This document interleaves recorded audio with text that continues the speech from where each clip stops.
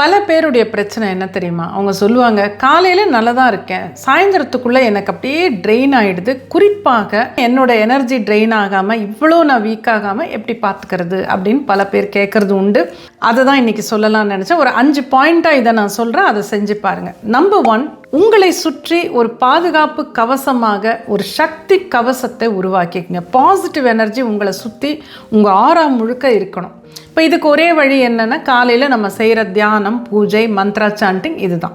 மந்திரங்கள் சொல்லலாம், தியானம் செய்யலாம், பூஜைகள் இதெல்லாம் பண்ணிங்கன்னா, எந்த தியானம் பண்ணாலும் ப்ராப்பராக ஒரு தியானம், நம்ம ஆல்ஃபா மைண்ட் பவரில் இருக்கிற அத்தனை தியானங்கள்லேயும் இந்த எஃபெக்டை நீங்கள் பார்க்கலாம்.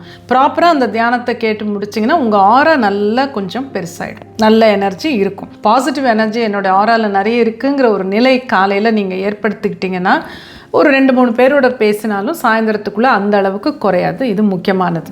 நம்பர் 2, ஒருத்தரோட பேசி முடித்த பிறகு அது எத்தனை பிரச்சனைகள் என்ன நீங்கள் பேசினாலும் அதுக்கப்புறம் மைண்டை டிட்டாச் பண்ணிக்கோங்க. அந்த டிட்டாச் பண்ணிக்காமல் அந்த பிரச்சனையை சிந்திச்சுட்டு அவங்கள பற்றியும் பிரச்சனை பற்றியும் சேர்த்து யோசிக்கும் போது உங்களுக்கு தொடர்ந்து ட்ரெயின் ஆகும். அதை நீங்கள் கண்டிப்பாக மாற்றிக்கணும். 3வது, அந்த மனிதரோட பேசும்போதே நீங்கள் கொஞ்சம் அந்த சப்ஜெக்டை கூட டைவர்ட் பண்ணலாம். இப்போ சில பெண்கள் சொல்லுவாங்க, எப்போவுமே இவங்க யாரை பற்றியாவது பேசுகிறாங்க, நமக்கு தேவையில்லாத விஷயங்கள் சொல்கிறாங்க, உருப்படியாக எதுவும் பேச முடியல, அதெல்லாம் கேட்க வேண்டியதாக இருக்குது. அப்படி கேட்காம நீங்கள் என்ன பண்ணலாம், சரி இன்றைக்கி உங்கள் வீட்டில் என்ன சமையல்னு கூட நார்மலாக கேட்குற கேள்வி, அல்லது உங்கள் வீட்டில் வேறு என்ன சமாச்சாரம், குழந்தைங்க எப்படி இருக்காங்க அப்படின்னு பேச்சை கொஞ்சம் ஒரு நல்ல சப்ஜெக்டை நோக்கி நீங்கள் டைவர்ட் பண்ணிங்கன்னா உங்களுக்கு அந்த பிரச்சனை கொஞ்சம் குறையும், அந்த நெகட்டிவிட்டி குறையும்.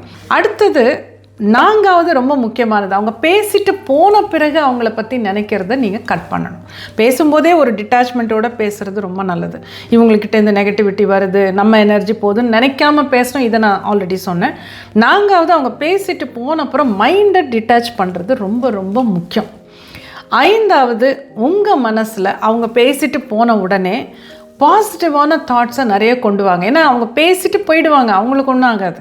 ஆனால் நீங்கள் அந்த பயத்தோடையோ இவங்களோட இவ்வளோ நேரம் பேசிட்டோம், நம்ம எனர்ஜி முழுக்க போயிடுச்சு அப்படின்னு நினைக்க உங்கள் எனர்ஜி போயிடும்.